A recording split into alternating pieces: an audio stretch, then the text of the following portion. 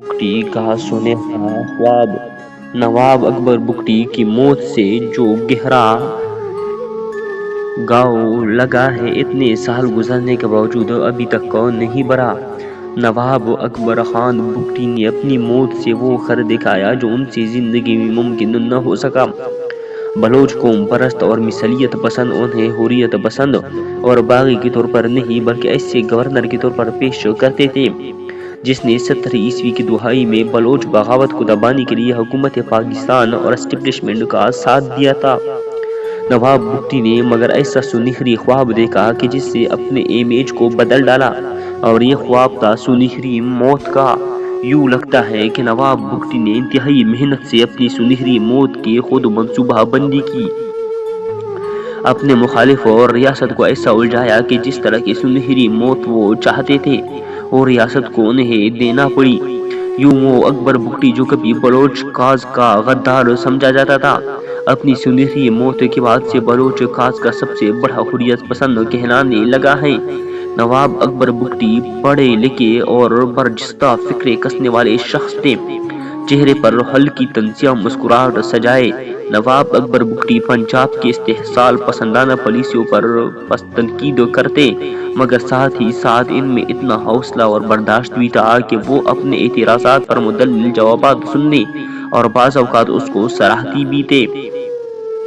نواب اکبر خان بگٹی نے ریاست کے لات کے زمانے میں اپنے قبیلے کی نمائندگی کرتے ہوئے پاکستان کے حق میں ووٹ دیا تھا۔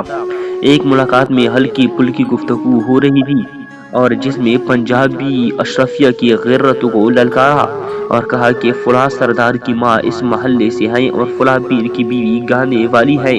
میں نے اس طنز کو پی کر کہا کہ اس طرح کی غیرت اور حمیت ادھر ہی ہے، پنجاب میں تو کسی کو ماؤں اور بیویوں کی تفصیل میں جانے کا وقت ہی نہیں، اور یہ بھی کہہ دیا کہ اس طرح کی غیرت قبائلی جہالت کی نشانی ہے۔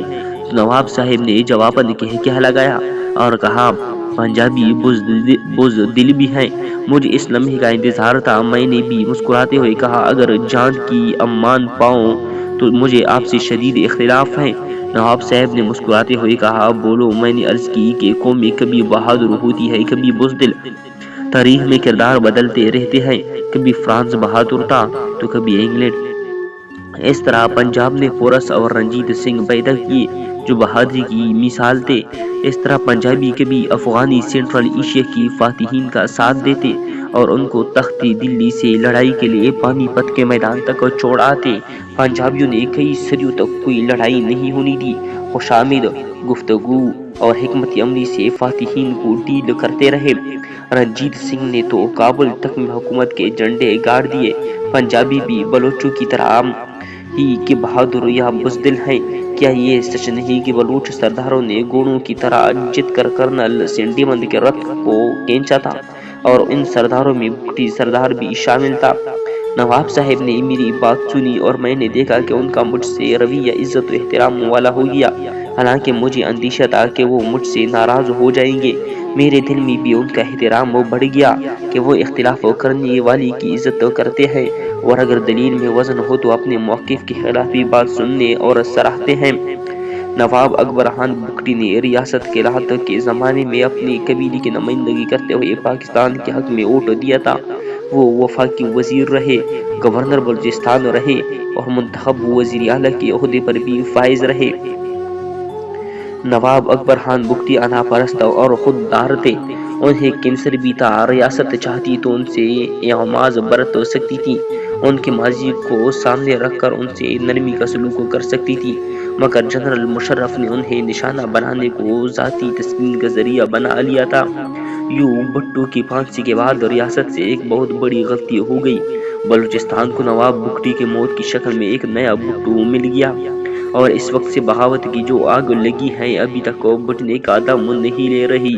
کئی فوجی جوان شہید، کئی پنجابی پشتون اور بلوچ اسی نفرت کا شکار ہوئے۔ بلوچ باغیوں کو جو نقصان ہوئے ان کا تو ابھی کسی کو علم تک بھی نہیں، غرض یہ کہ اکبر بگٹی کا قتل ایک غلط فیصلہ ثابت ہوا ہے۔ نواب اکبر خان بگٹی لڑائی اور انتقام کو بھی محبت ہی کی طرح جذبہ سمجھتے تھے۔ ایک بار جب لڑائی شروع ہو گئی تو وہ اس کا مزہ لیتے تھے، انتقام کے جذبے کو وہ رومانس قرار دیتے تھے، اور بلوچ لوگ کہانی کی ہیرو بالاچ کو اپنا آئیڈیل قرار دیتے تھے۔ نواب اکبر بگٹی ایک بہت ایماندار اور اچھے ایڈمنسٹریٹر تھے۔ بطور وزیر اعلیٰ ان کی انتظامیہ پر سخت گرفت تھی۔ وہ انتظام گورننس پر گہری دسترس رکھتے تھے۔ ان کو گئے کئی برس ہو گئے مگر اب بھی بلوچستان میں ان کی یادیں زندہ ہیں۔ ان کی موت سے جو گہرا گھاؤ لگا ہے، اتنے سال گزرنے کے باوجود ابھی تک وہ برہم نہیں ہے۔